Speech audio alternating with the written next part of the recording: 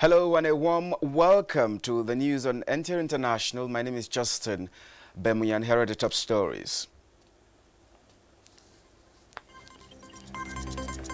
President Buhari sues for genuine support for the fight against drug abuse in Nigeria. Information and Culture Minister appeals for new technology to enhance quality of film produced in the country. Plus, Minister of State Petroleum says removal of oil subsidy or hike in pump price of petroleum products are not options on the table of government.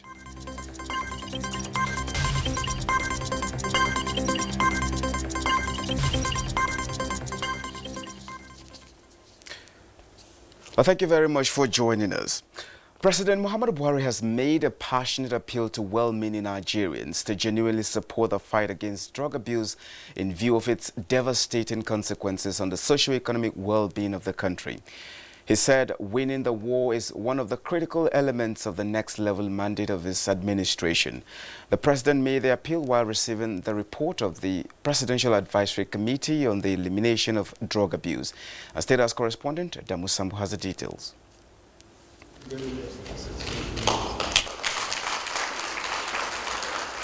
The report submitted by the chairman of the committee, retired Brigadier General Buba Marwa, confirmed the fears earlier expressed by the president that Nigeria has a very serious drug problem that must be tackled as a national emergency.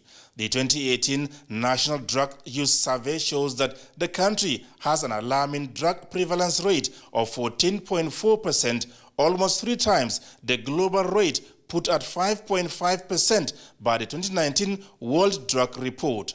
The survey indicates that the southwest zone of the country has the highest drug use prevalence rate of 22.4%, with Lagos State in particular having an estimated 2.1 million drug users. An important and instructive finding by the committee was the lack of cohesion and coordinated response among the different MDAs tasked with responsibilities for addressing Nigeria's drug issue. Nigeria has a brilliant national drug policy, the National Drug Control Master Plan. Yet, there was no real ownership of the country's drug policy. Nobody to hold accountable for the failure of the implementation of the country's drug response. The committee therefore recommends, amongst others, an urgent declaration of a national state of emergency on the drug use menace, as well as the establishment of a National Drug Control Commission to oversee the nation's coordinated response towards tackling the drug issue. The committee recommends the formal launch of war against drug abuse. We also recommend a deliberate, concerted, and consistent funding of Nigeria's drug response. For the purpose of this emergency, we suggest that a certain percentage of Nigeria's annual budget is dedicated to Nigeria's drug response. It is that bad. President Muhammadu Buhari expressed appreciation to the committee for the industry and tenacity put in to carry out the national assignment. I commend you for a work well done, and I have no doubt your report will provide the platform for a final onslaught of the menace of drug abuse. I specifically commend the First Lady and wife of the Vice President for their initiatives, commitment, and contributions towards tackling the challenges of drug abuse in Nigeria. The president was emphatic that unless Nigeria is cleared of the worrisome substance abuse, it will be difficult to bring down crime rate to acceptable levels. Correcting the root cause of most of the ills of the society today, President Buhari insists, is a task that must be done. I am therefore assuring Nigerians and our foreign partners that this is a matter of foremost importance. We will study the report and the recommendations for implementation appropriately. As a government, we have the responsibility to ensure the security and well-being of our people. I call on all well-meaning Nigerians to join hands with relevant government agencies in the fight against drug abuse. The Nigerian leader also appreciated the support of international organizations as well as all those whose concerted efforts contributed to the successful intervention of the federal government towards containing the drug menace in Nigeria. From the State House, Adamu Sambo, NTA News. The consequential adjustment of salaries of workers arising from the new Minimum Wage Act of 2019, which has lingered for a while, has finally been resolved. Austin Anyebe reports that the organized labor and the federal government concluded negotiations on Friday morning after several hours of deliberations. After 3 consecutive days of negotiation between the federal government and organized labor on the consequential adjustment of salaries arising from the new Minimum Wage Act of 2019, both parties have arrived at a compromise. Having reviewed the increase in the lowest paid person in this wage structure at 30,000 naira for the grade level 1, step 1, that the grade level 07 officers should move up by 23.2% in their wage structure, in their wages. Grade level 08, 20%. Grade level 09, that's grade level 9, 19% increase. Grade level 10 to 14, 16% increase. 15 to 17, 14% increase. The minister also explained that the adjustment was made for federal government workers on other salary structures. The people in this compartment are people on the consolidated health system scale, CONHES, consolidated research institute scheme, CONRISE, and the one for the teachers, CONTIS 2, and those for CONWAS 2, CONMES, CONTEDIS, and COMCAS. For officers on this wage structure, grade level 7 or its equivalent had an increase of 23.2%. Grade level 8 to 14 and its equivalent at 16% increase, and grade level 15 to 17 or its equivalent had a 10.5% increase. He said similar adjustments were made for personnel of the military and paramilitary, which shall be communicated to them since they were not represented in the negotiating committee. Head of Service and the President of the Nigerian Labour Congress say the percentages arrived at by the negotiating committee is a win-win for both parties. Because both sides sat down together and worked out this agreement together. It was a collective decision. Clearly speaking, I think it was a collective process, and therefore what remains is actually to implement and workers to also benefit from it. With the payment template being worked out, implementation of the adjustment is expected to start soon. In Abuja, Austin Anyebe. Removal of oil subsidy or hike in the pump price of petroleum products are not options on the table of government. Minister of State Petroleum Resources Temipre Silva made this clear during the ministry's budget defense at the joint session of both Senate and House of Representatives committees on petroleum resources, upstream and downstream. National Assembly correspondent Lami Ali reports. Petroleum resources, the minister said, remain strategic to Nigeria's economy and the livelihood of citizens, which was why government will not relent in coming up with measures to plug leakages. This government is not about to remove subsidy because It is difficult. We believe as a government that our people are already going through a lot of suffering. We don't believe that Nigerians are consuming over 60 million liters a day. There's a lot of smuggling.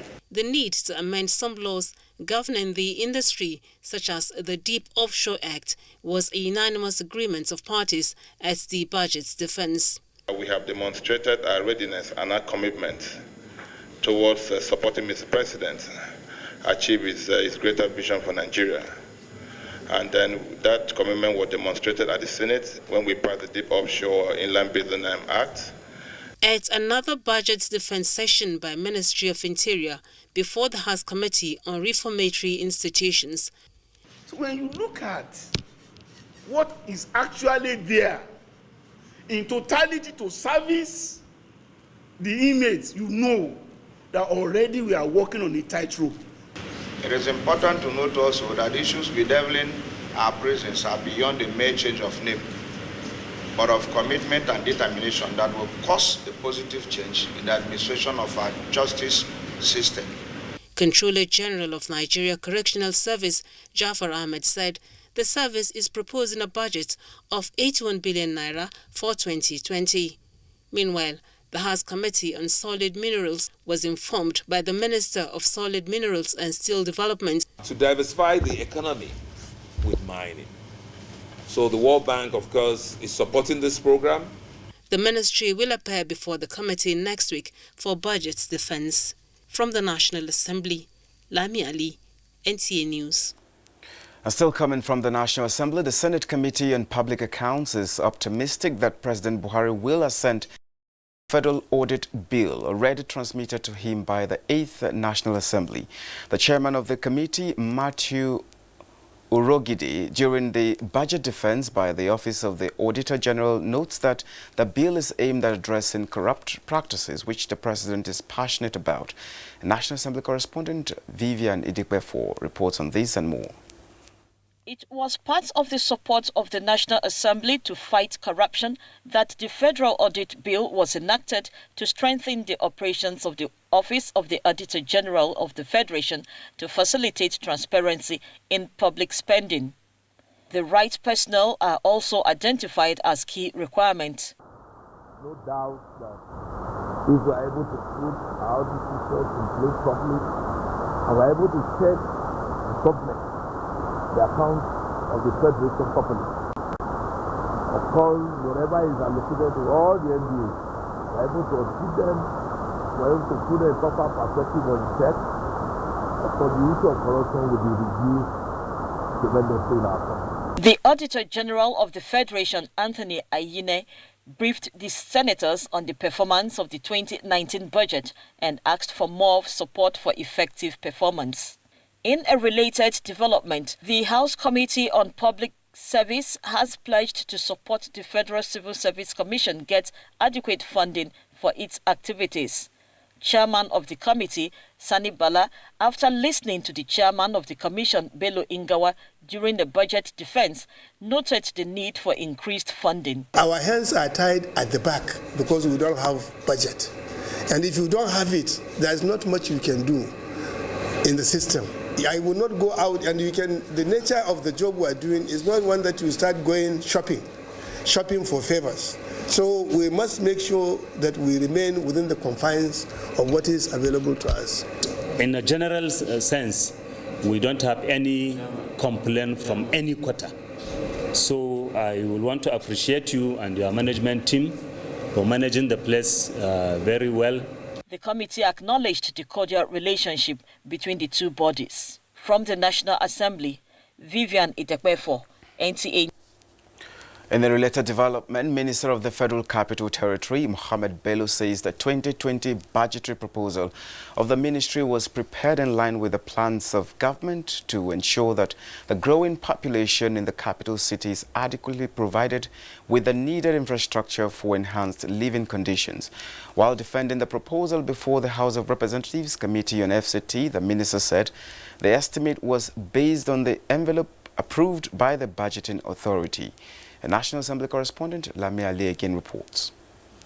The amount earmarked for spending for 2020, put at more than 28 billion naira, aims at providing funds to complete 12 ongoing projects covering roads construction, water, mass rail transport to ease movements of people, and development of satellite towns. The minister advocated for a return of the FCT to its previous special funding status, pointing out that this will fast-track expansion plans.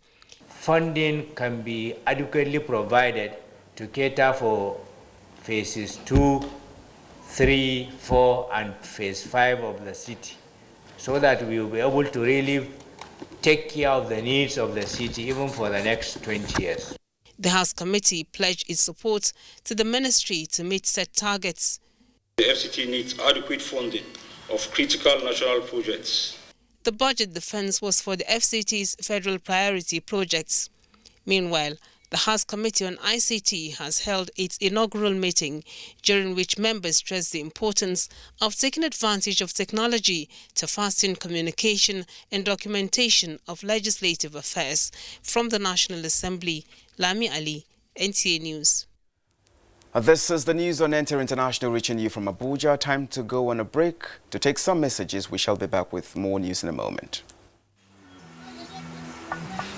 Hey, you! And are you how they talk to? I sabi you now. It's in day your mind, Abi. The person with them go help us. Baba Toros and Shangalo. Oga Legova, Mr. Sabi. And you know if we carry last for this one. A spear into the top corner.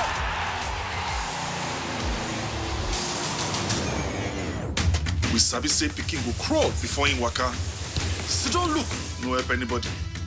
No dolly, no. So go for him. Go for football. Go for all Syria and La Liga matches live. Go for Go TV Max. And thank you for staying with us. Olainka Joe is standing by with trending news in the financial sector. The Debt Management Office says the federal government will auction 150 billion naira worth of bond by subscription on October 23. A circular by DMO broke down the figure to include a 50 billion naira 5-year reopening bond that will mature in April 2023 and be offered at 12.75%, 50 billion naira 10-year reopening bond that would mature in April 2029 and be auctioned at 14.5%, while the last one is the 50 billion naira 30-year reopening bond expected to mature in April 2049 and be auctioned at 14.8%. The Central Bank of Nigeria says deposit money banks in the country lost 14.3 billion naira to fraud and forgeries last year. The FX Bank stated this in its Financial Stability Report.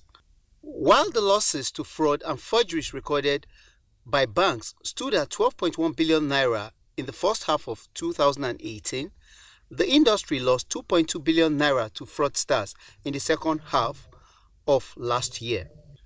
Dollar up on hopes of US-China trade deal as sterling holds gains.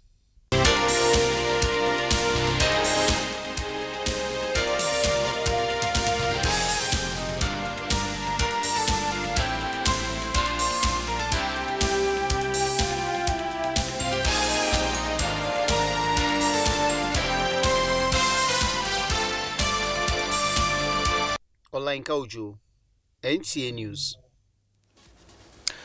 A budgetary provision of 536.7 billion naira in the 2020 National Appropriation Bill now before the National Assembly to cater for the payment of gratuities and monthly pensions of retired federal public servants is a humanitarian gesture of immense proportions. The Buhari Media Organization described the proposal as a right step in the right direction, aimed at lifting more Nigerians out of poverty. It also noted the provision of 16.567 billion naira and 48.8 billion naira to take care of ex-workers of the defunct Nigeria Airways who were denied their gratuities, and for the pension office of the head of the civil service of the Federation. Information and Culture Minister Lai Mohammed has enjoined the Indian government to support Nigeria with technology that will enhance the quality of film produced in the country. The minister made the appeal when he granted audience to the Indian High Commissioner to Nigeria on the Kutsa call. Anthony Forsen reports. Hollywood has a huge film industry in the world, being followed closely by Nigeria's Nollywood. It is high time modern technology in the film industry is injected into the sector, as Nigeria, he maintained, has a very rich content. In terms of the quality of the films, we still need to do much more, and I don't think there's a better place we can look forward to than India for this, given the relationship between India and Nigeria.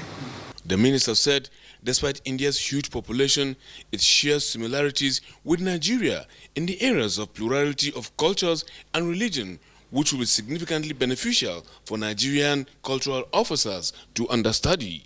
Nothing binds nation better than cultural exchanges, because you begin to understand you begin to learn from cultural exchanges how actually similar you are, not actually too different. And then even when you are different, you begin to understand your differences, and that makes you able to work together. In his remark, the Indian High Commissioner to Nigeria said, in deepening the ties between the two countries, the Indian Foreign Affairs Ministry is organizing a journalist exposure visit for selected Nigerian journalists to expose them to specific business events in India with a focus on Africa. The High Commissioner extended an invitation to the Nigerian cultural troupe to participate in the Indian African Cultural Festival. He described Nigeria as India's biggest trading partner. He equally maintained that India appreciates the cordial relationship that exists between both countries. In Abuja, Anthony Forsen, NTA News. President Muhammadu Buhari has congratulated Sir Kensington Adebukola Adebutu on conferment of the title Odole Odoa on him by His Imperial Majesty Oni Adeye Eniton Ogusi Arole Odua or Jaja II. In a statement, the president also commended Sir Adebutu for setting up a foundation that caters for the weak and vulnerable, and for his adventurous spirit of delving into unattractive ventures and turning them into areas of employment and profitable careers. The president, while reflecting on the title which was last held by Chief Obafemi Awolowo, President Buhari urged Sir Adebutu to keep up the good work that heralded such a worthy recognition. The president also felicitates with wives of the businessman, Dame Caroline Oladoni Adebutu and Yeye Kofoworola Adebutu, who are also conferred with titles Yeye Mode Odua and Yeye Rewa Odua.